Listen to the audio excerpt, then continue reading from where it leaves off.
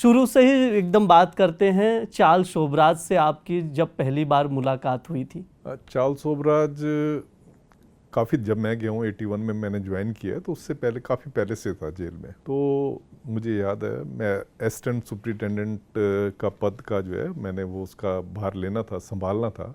तो जब मैं वहाँ गया तो ये हमारा दिल्ली का पहला बैच था जो हम आ गए थे। उस टाइम पे पंजाब, हरियाणा, यूपी यहाँ के ऑफिसर थे जो जेल को चला रहे थे। तो मुझे किसी ने बताया था कि दे आर नॉट हैप्पी कि दिल्ली वाले आके तिहाड़ जेल को टेक ओवर कर रहे हैं फ्रॉम देम।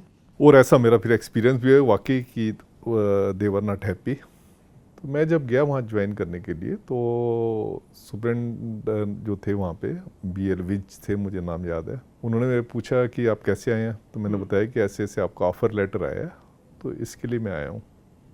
कहते हैं यहाँ तो कोई वैकेंसी नहीं है। मैंने कहा आपका ऑफ़र लेटर आया है, इसके जवाब में मैंने एक्सेप्टेंस दी थी, तो आप कह रहे हैं वैकेंसी नहीं है। कहते नहीं यहाँ ये तो ऑफ़र लेटर तो चला गया होगा, यहाँ कोई वैकेंसी नहीं है। तो मैं रेलवे से रिज़ाइन दे के आया था। रेलवे से जो रिज़ाइन दिया था काफ़ी अच्छी पोस्ट थी और बड़ा मुश्किल से रिज़ाइन दिया था, वो रिज़ाइन एक्सेप्ट नहीं कर रहे थे। तो मुझे तो ऐसे लगा कि जैसे नीचे से धरती खिसक जाती है कि ये कहाँ पे मैं आ गया। तो फिर मैं बाहर जाके बैठ गया। थोड़ी देर मैंने कहा कुछ मैं टेंट्रम प्ले करता हूँ। तो मुझे पता लगा कि काफ़ी सारे ऑफिसर जो हमारे साथ हमारे बैच में थे, काफ़ी सारे ऑफिसर ऐसे थे जो कि बड़ी हाईली उनकी पहुंच थी, इसीलिए वो आए थे। तो मेरी तो कोई पहुंच थी नहीं।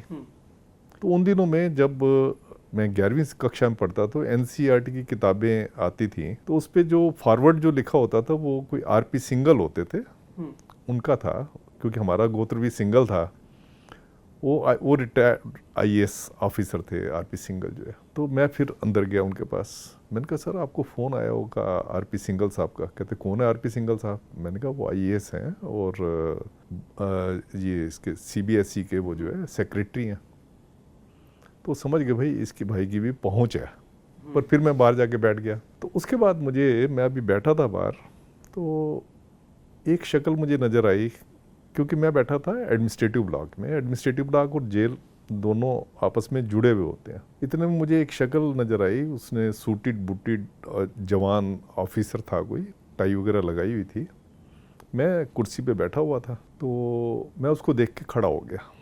तो जो मैं उसको देख के खड़ा हुआ तो वो समझ गया कोई नया आदमी है। Are you new? मैं कहा या आई एम न्यू। सो कहता at what post you are joining? I say I am new recruit of for the post of assistant superintendent. कहते ओ। तो देन मैंने सोचा शायद वो ऑफिसर है, कुछ जैसे वो राउंड लेने आए होते हैं। तो उसको मैंने बताया कि ऐसे ऐसे। तो कहते why you are sitting here? तो मैंने उसको बताया कि ऐसे ऐसे उन्होंने मेरे को ऑफ़र लेटर तो दे दिया है, पर जो ज्वाइनिंग लेटर है वो ये ले नहीं रहे हैं। अच्छा। कहते ओके यू वेट हेयर। और थोड़ी देर में वो एक सुपरिटेंडेंट का साइन किया हुआ लेटर लेके आ गए, जिस पे ये लिखा हुआ था कि आपको जेल की ऑफिशियल स्ट्रेंथ के ऊपर लिया जाता है as a ASP, assistant superintendent. मैं बड़ा खुश हुआ। मैं जब उनको देख रहा तो मेरे को लग रहा था ये शक्ल देखी हुई है। अब क्या शक्ल देखी हुई, कौन है, ये नहीं पता लग रहा था। फिर मुझे बाद में पता लगा 2-3 दिन के बाद, मेरे लिए तो वो एक फरिश्ता बन के आया कि जिसने जो मेरा काम इन्होंने 2-3 दिन तंग करना था उसने एकदम करवा दिया। मुझे बाद में पता लगा कि ये चार्ल्स शोबराज है, जिसके बारे में हम अखबारों में पढ़ते थे या जिसके बारे में हम उन दिनों में TV तो इतना वो नहीं, खाली दूरदर्शन होता था, तो जिसके बारे में हम इतना सुनते थे, मुझे बाद में पता लगा ये वो ऑफिसर है। तो उसने मेरा काम करवा दिया, तो मैंने थैंक्स वगैरह किया।